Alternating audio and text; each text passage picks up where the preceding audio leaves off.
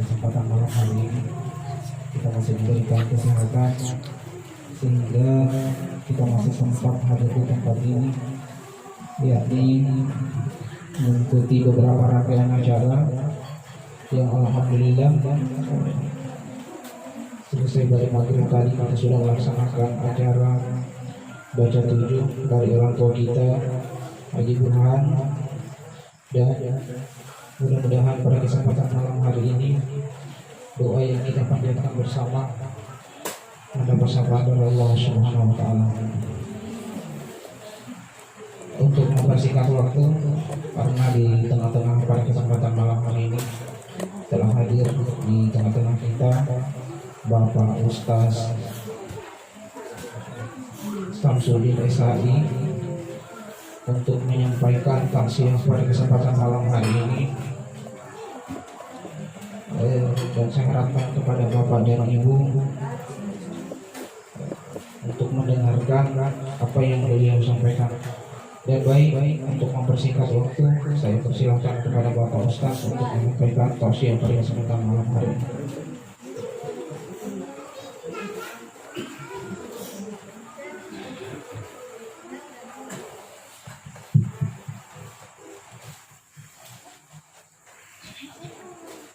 Bismillahirrahmanirrahim.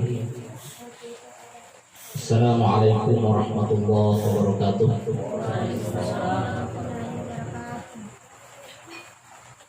Subhanallah walhamdulillah wa la ilaha illallah wallahu akbar wa la hawla wa la quwwata illa billahil aliyyil azim.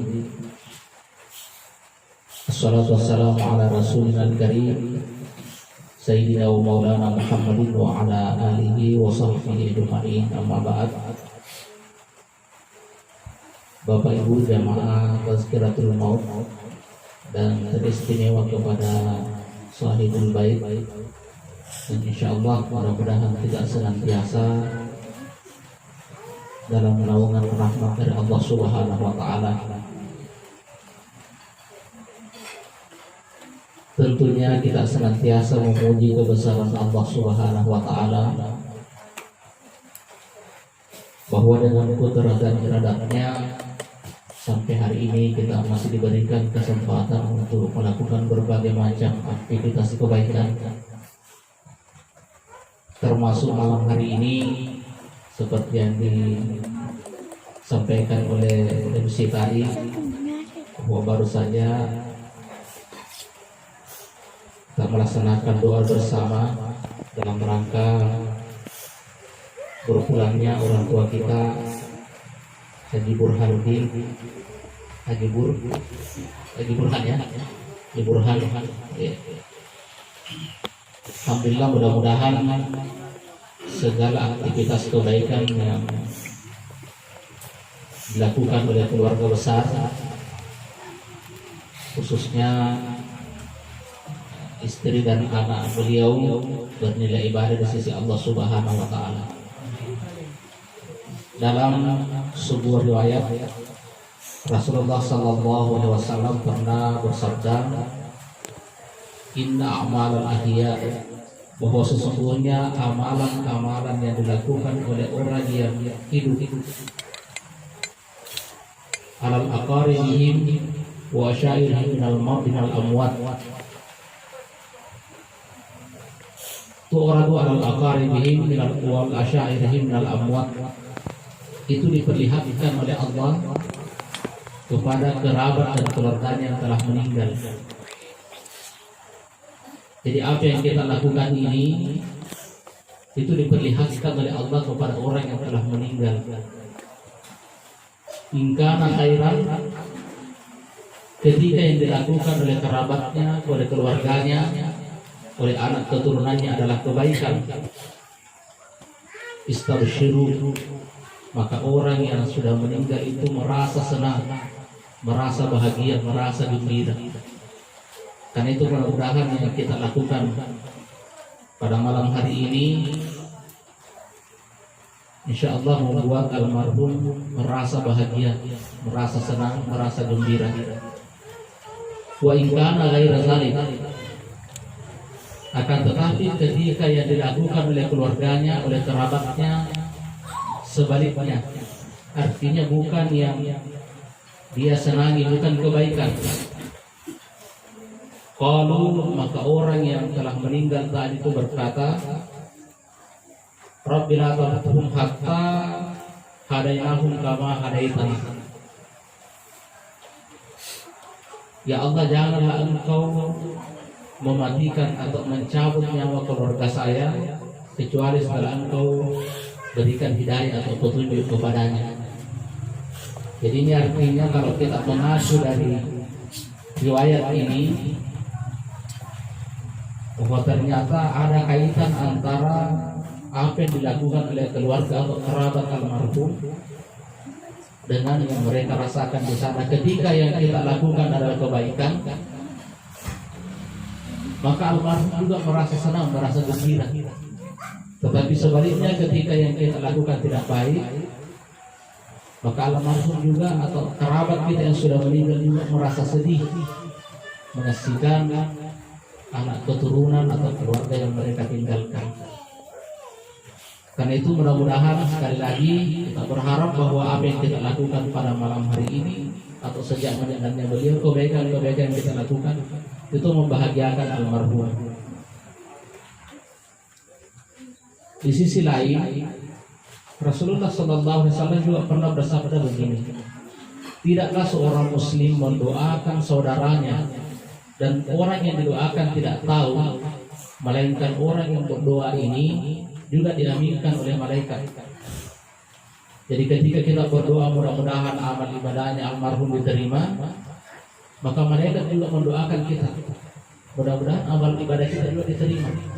Ini luar biasa kalau malaikat yang mendoakan kita. Kenapa? Karena malaikat itu adalah makhluk yang sangat dekat dengan Allah.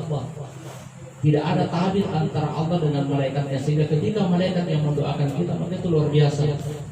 Maka dalam agama kita memang kita dianjurkan untuk saling mendoakan, paling tidak Allahumma ghfir lil muslimin wal muslimat wal mu'minin wal mu'minat al ahya'i minhum wal amwat.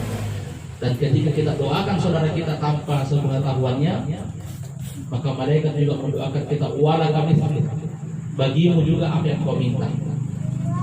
Kalau kita mendoakan almarhum supaya diampuni dosanya, maka malaikat juga mendoakan kepada kita agar diampuni dosa kita. Kalau kita mendoakan almarhum mudah-mudahan kematiannya adalah husnul khatimah, maka malaikat juga mendoakan kita agar kita meninggalnya nanti husnul khatimah. Dan inilah prestasi terbesar bagi orang yang beriman di dunia ini. Sehebat apapun kita, barangkali semua jabatan sudah pernah diduduki, harta pangkat jabatan sudah kita miliki, tetapi ketika matinya kita adalah husnul khatimah, maka semua prestasi dunia kita tidak ada nilainya. Sia-sia prestasi kita. Karena prestasi terbesar kita sesungguhnya di dunia ini ketika kita meninggal dalam keadaan husnul khatimah. Namun tentunya ini bukan sesuatu hal yang mudah, karena Rasulullah menyampaikan bahwa orang itu akan meninggal sesuai dengan kebiasaannya. Orang yang memang terbiasa dengan kebaikan, maka insya Allah besar kemungkinan akan meninggal dalam keadaan berbuat baik. Tetapi sebaliknya orang yang terbiasa dengan perbuatan buruk, ya bisa jadi juga meninggalnya suul khatimah dalam keadaan berbuat dosa.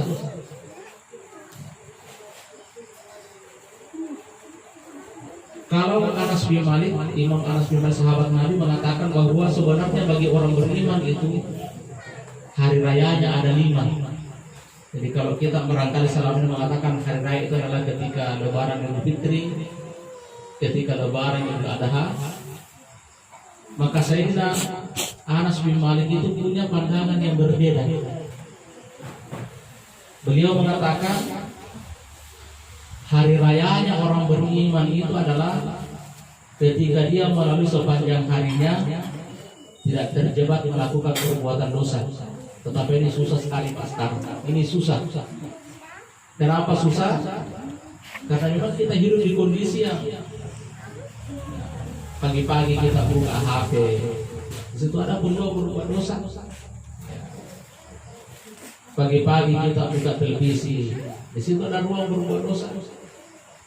Kita keluar rumah, di mana-mana kita punya ruang beruntung berbuat dosa. Jadi sepertinya agak berat dengan kondisi kehidupan kita sekarang ini untuk meraih hari raya ini yang dimaksudkan oleh Anas bin Malik. Hari raya dalam satu hari, ketika kita tidak melakukan perbuatan dosa dalam satu hari, maka itulah sesungguhnya hari rayanya orang beriman. Lalu yang kedua kata Anas bin Malik, hari rayanya orang beriman itu adalah ketika husnul, meninggal dalam keadaan husnul khatimah, meninggal dalam keadaan membawa iman. Itu hari raya kita orang beriman. Ketika kita meninggal dalam keadaan husnul khatimah. Nah, husnul khatimah ini penting untuk kita perjuangkan dalam hidup ini, termasuk dalam doa kita dianjurkan untuk memohon kepada Allah agar kita dimatikan dalam keadaan husnul khatimah. Kenapa? Karena hakikat dari kehidupan kita yang sesungguhnya itu bukan di dunia, Pak. Ibu. Dunia ini tempat persinggahan. Bahkan kalau Rasulullah mengatakan li kulli syai'in hasadun wa hasadu ummati ala baina sittina ila sab'in. Segala sesuatu kata Nabi itu ada masa panennya. Dan masa panennya umatku kata Nabi itu adalah antara 60 sampai 70 tahun. Wa qalilun yatajawaz. Kalau ada yang melampaui itu kata Nabi, itu sangat sedikit di antara umatnya Nabi. Dan memang itulah kenyataan yang kita lihat hari ini. Mohon maaf kalau almarhum usianya berapa tahun? 68. 58. Nabi mengatakan ala baina sittina ila sab'in, antara 60 sampai 70 tahun. Wa qalilun yatajawaz. Kalau ada yang melampaui kata Nabi itu sangat sedikit di antara umatnya Nabi. Ya. Beda kalau kita bandingkan umat terdahulu, Bapak Ibu sekalian. Kalau umat terdahulu itu bahkan ada yang sampai ribuan tahun umurnya. Ya, Nabi Nuh itu berdakwahnya kurang lebih 900 tahun. Itu artinya umurnya lebih 1000 tahun. Ya, Nabi Musa alaihissalam itu gambarannya usianya Nabi Musa atau umatnya Nabi Musa itu, Nabi Musa suatu hari pernah melalui sebuah kuburan yang masih baru. Di situ ada ibu-ibu menangis di atas kuburan itu. Lalu Nabi Musa bertanya kepada ibu yang menangis tadi, "Ibu, kenapa menangis?" Ibu ini mengatakan, "Saya sangat sedih karena anak saya meninggal dalam usia yang masih sangat muda, masih anak-anak." Nah, ditanya umurnya anak ibu berapa tahun meninggal. Ibu ini tadi mengatakan, "Anak saya baru 300 tahun." Itu masih dianggap anak-anak. Ya, 300 tahun masih anak-anak. Beda kita umatnya dengan Muhammad. Bahkan konon Nabi Ibrahim itu disunat dalam usia 70 tahun. Ya, tapi jangan dibayangkan 70 tahun sekarang, Pak Ibu. Sekarang 70 tahun disunat itu bukan sunat namanya. Mungkin sudah masuk kategori mutilasi barangkali. Ya. Kita ini umatnya Rasulullah sangat singkat. Karena itu hari rayanya kita ini di usia sangat singkat ini adalah ketika kita meninggal dalam keadaan husnul khatimah. Dan hakikat dari hidup ini justru setelah kita melewati pintu kematian. Hari ini posisinya kita ini mungkin tak ubahnya seperti orang yang masih dalam kandungan. Bagaimana orang yang masih dalam kandungan? Ketika Allah menciptakan mata kepada orang yang masih dalam kandungan ini, andai kata mungkin diberikan kesempatan bicara oleh Allah, mungkin bayi dalam kandungan bertanya, "Ya Allah, untuk apa Engkau menciptakan mata? Kau beri saya mata, karena saya ada di tempat yang gelap gulita." Ketika Allah menciptakan tangan dan kaki bayi yang masih dalam kandungan, andai kata diberi kesempatan bicara, mungkin bayi itu akan protes. "Ya Allah, kenapa Engkau beri saya kaki? Saat ini kan saya berada di tempat yang sempit." Tetapi bayi tadi ini setelah lahir ke muka bumi ini sadar, Begitu lahir ke muka bumi ini barulah tahu bahwa betapa pentingnya ini mata, betapa pentingnya tangan, kaki dan seluruh anggota tubuh yang diberikan oleh Allah. Itu sama halnya dengan kita di dunia ini hari ini. Mungkin ada di antara kita bertanya, untuk apa kita salat misalnya? Mungkin ada di antara kita, untuk apa kita puasa? Hari ini mungkin kita belum puas dengan jawaban yang ada, tetapi kapan kita tahu jawaban itu? Ketika kita sudah melewati pintu kematian, disitulah jawabannya yang kita temukan. Seperti bayi tadi setelah lahir ke muka bumi. Di sana kita sadar betul ternyata ini manfaatnya kenapa kita diperintahkan berbuat baik. Di sana baru kita sadar ternyata ini manfaatnya kenapa kita dilarang berbuat maksiat. Makanya dalam ayat itu disebutkan orang yang meninggal dunia itu pertama kali yang dia sesali adalah Rabbila laula akhartani ila ajalin qarib wa asaddaka wa kum minas salihin. Ya Allah, seandainya Engkau beri saya sedikit saja waktu, andai kata Engkau masih bisa memberikan saya waktu sedikit ya Allah, ila ajalin qarib, walaupun misalnya qarib sedikit sekali. Apa yang diminta oleh orang yang meninggal itu, kata Al-Quran, wa asaddaka, saya benar-benar akan bersedekah, wa aku minas salihin, dan saya akan menjadi orang yang baik. Kenapa orang yang meninggal dunia yang pertama dia sesali adalah sedekah? Karena amal yang paling pertama menjemput manusia ketika menyeberang dari pintu kehidupan dunia ke kehidupan selanjutnya adalah sedekahnya. Maka disitulah baru menyesal, laulah akhartani, kalau saja Engkau bisa memberi saya waktu sedikit, fasadaqah, saya akan bersedekah. Karena itu ketika Allah masih memberikan kesempatan kepada kita hidup di dunia ini, barangkali Allah masih mengatakan belum cukup amal kita. Berarti ada kesempatan kita untuk bagaimana mengisi kehidupan ini dengan sebaik-baiknya. Karena harta yang akan menjadi milik kita di akhirat diharapkan hanya satu, dua di dunia, satu di akhirat. Dari semua harta yang kita miliki, dari tabungan kita, di dompet kita, di rumah kita, uang yang kita miliki saja. Saya ambil contoh paling sederhana. Uang yang ada di dompet kita hari ini bisa jadi nanti jadi miliknya penjual ikan, bisa jadi besok jadi miliknya penjual pulsa, bisa jadi besok jadi miliknya penjual rokok.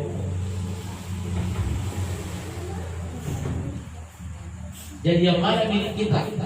Pertama, yang kita makan sampai habis, itu akan menjadi milik kita. Jadi hanya itu sesungguhnya. Jadi dari semua hasil kerja kita, apa yang bisa kita makan, kita nikmati, itulah milik kita sampai habis.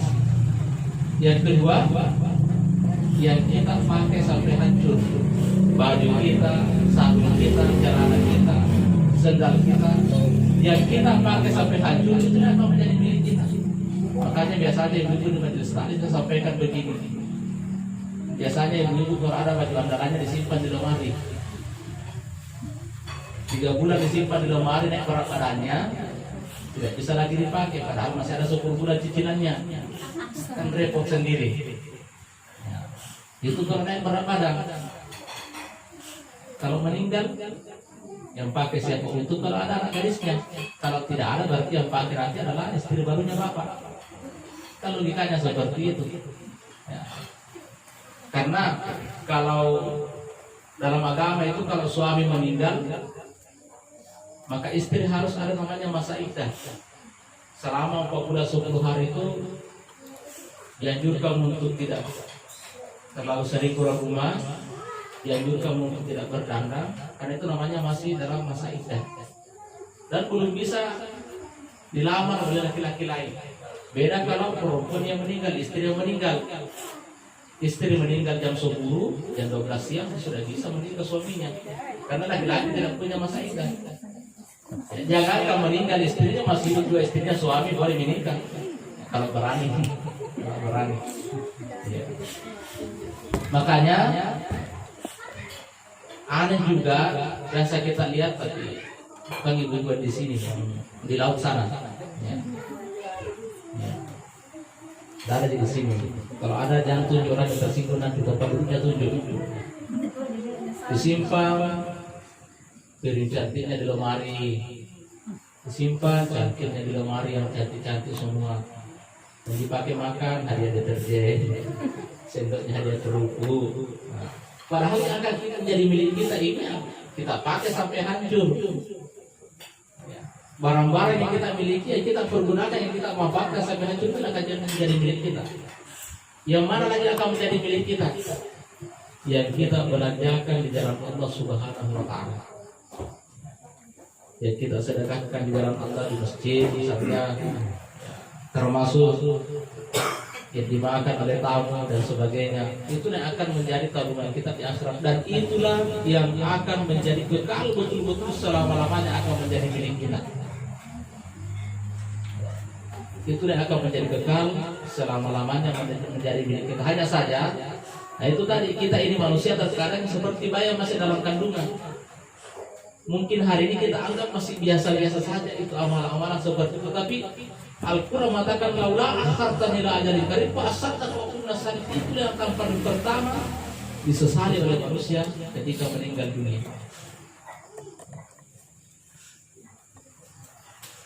Lalu bagaimana ketika misalnya tidak semua orang bisa bersedekah dengan harta? Ya. Ada juga riwayat mengatakan man kana lahu ilmun falyatasaddaq bi ilmihi.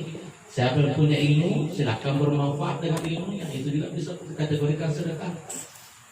Man kana lahu quwwatan, ya siapa hanya punya tenaga bisa membantu sesama dengan tenaga, membantu orang lain dengan tenaga, falyatasaddaq bi quwwati, silakan bermanfaat kepada sesama dengan tenaga, itu juga bisa dikategorikan sedekah. Wa man kana lahu mal falyatasaddaq bi malihi. Ada juga orang punya kelebihan dari segi harta, silahkan bermanfaat dengan harta yang kita miliki. Jadi bahkan dalam agama itu senyum saja kepada orang lain, tulus ikhlas senyum kepada orang, itu juga sudah bisa dikategorikan sedekah. Nah, jadi hari rayanya kita orang beriman itu satu, ketika dalam satu hari kita tidak terjebak melakukan perbuatan dosa, itu hari raya bagi kita orang beriman. Yang kedua, hari raya kita orang beriman ketika kita meninggal dunia dalam keadaan husnul khatimah.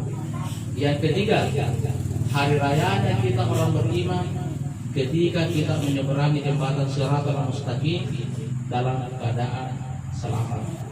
Kalau dulu sering kita dengar cerita jembatan Shiratal Mustaqim itu seperti rambut di belah 7.